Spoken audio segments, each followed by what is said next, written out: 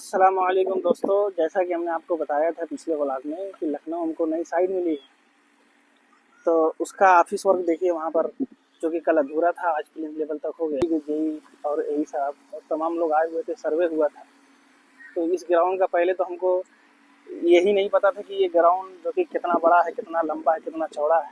तो वो सब आके सब डिस्कस किए हैं आपस में, फिर हम लोगों को बताए हैं। तो इसकी पूरी जानकारी आपको लेके चलते हैं और सदाब के मुँह से।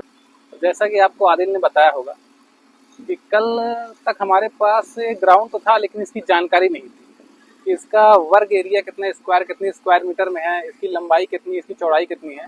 तो कल एसएसबी के जेई और एक्सचेंज और हमारे विभाग सीपीडब्ल्यूडी के एई साहब आए हुए थे। तो उनके साथ हमारा एक सर्वेयर भी आया हुआ था हमारी कंपनी का। तो उसने अपना पूरा ऑटो लेवल की मशीन वहाँ से लगा के पूरे एरिया का सर्वे किया है, पूरे एरिया का पूरा लैंड मुआयना किया है। और हमारे एई साहब और एसएसबी के जेई साहब ने पूरा हमको मार्किंग करके बता दिया हमारा लैंड कहाँ से कहाँ तक है, कितना लंबा है, कितना चौड़ा है। तो उसी हिसाब से हमने आज काम शुरू कर दिया है। जैसे उन्होंने हमको बाउंड्री वॉल की ड्राइंग दी, आज ही हमने जेसीबी बुला के मार्किंग करा के अपनी बाउंड्री वॉल की खुदाई करना शुरू कर दिया है।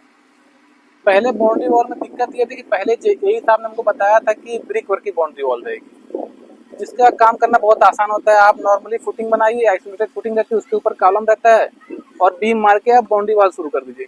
लेकिन ये आरसीसी बाउंड्री वॉल है, आप लोग बहुत कम देखते होंगे आरसीसी बाउंड्री वॉल। इसमें पूरा थ्रू आउट यहाँ से लेके वहां तक पूरा सरिया की पूरी बाउंड्री वॉल रहेगी। तो जब सरिया का काम होगा तो उसके लिए सरिया मोड़ने की और उसमें एल मोड़ने की जरूरत पड़ेगी। उसके लिए आज हमने अपना ठिया बनाना शुरू कर दिया है।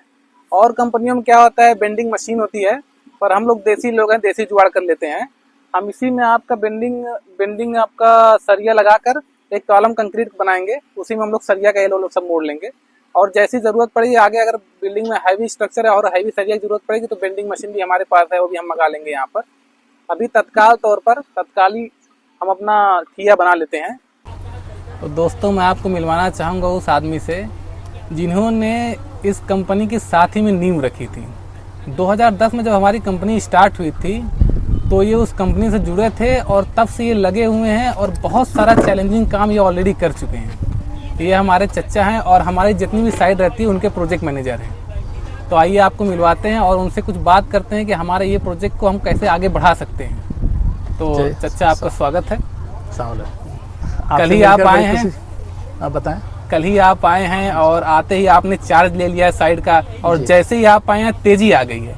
आप देख सकते हैं हमारा जो ऑफिस का काम चल रहा था वो भी तेज हो गया। आज ही हमने लेआउट कर दिया बाउंड्री वॉल का और आज ही खुदाई चालू हो गई है। तो सब आप ही ने आज करा दिया है। तो आगे की क्या प्लानिंग है? प्लानिंग ये है कि हम लोग यहाँ, बरसात का सीजन है, आपको पता ही है।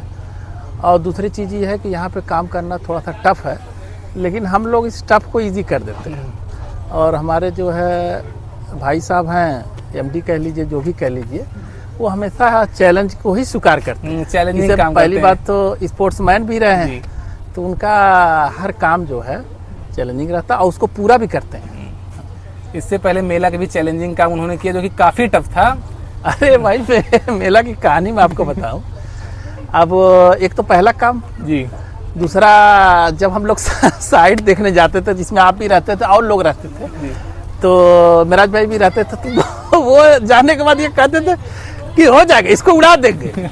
लेकिन जब हम लोग काम स्टार्ट किए, उस काम को हम लोग ने चैलेंज, जिसको कहते हैं कि सबसे अपने लाइफ का सबसे टफ काम मेला का था, इसलिए कि उसमें ये रहता है कि टाइम फिक्स रहता है कि उसको देना है। और उसमें आप भी थे, पता